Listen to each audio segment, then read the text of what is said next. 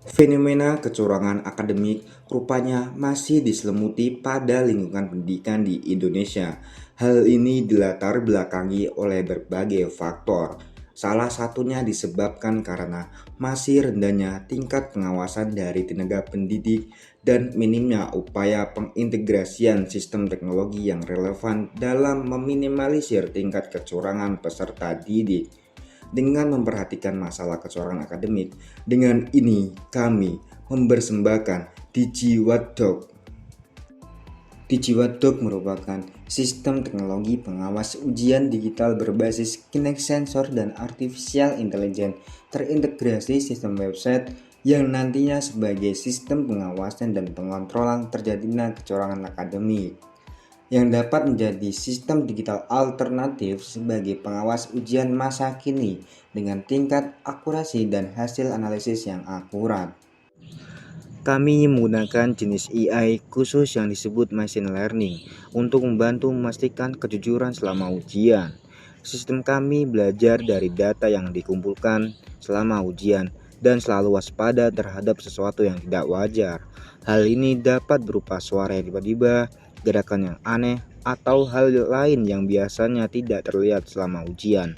Ketika melihat sesuatu yang mencurigakan seperti ini, ia akan memberikan tanda kepada pengawas. Ini seperti memiliki sepasang mata ekstra yang tidak pernah berkedip, memastikan semua orang mengikuti peraturan. Dengan teknologi ini, kami bertujuan untuk menjadikan ujian sebagai tolak ukur sebenarnya dari pengetahuan dan kerja keras seseorang. Pada sistem DigiWatchdog ini, kami menggunakan metode pengembangan waterfall yang dilakukan dalam beberapa tahapan, yaitu yang pertama analisis kebutuhan, yang kedua desain, yang ketiga implementasi, dan yang keempat testing atau pengujian, dan yang terakhir maintenance atau pemeliharaan. Proses workflow analisis fungsional kami memiliki 5 langkah kerja. Yang pertama, pendaftaran peserta tes. Yang kemudian para peserta didik login host pengujian ke sistem DigiWatchdog. Yang kedua, para peserta memulai ujian dan tenaga pendidik memberikan token untuk menghubungkan peserta ke website ujian. Yang ketiga, peserta didik menginput token yang disediakan di dalam website lalu memulai ujian.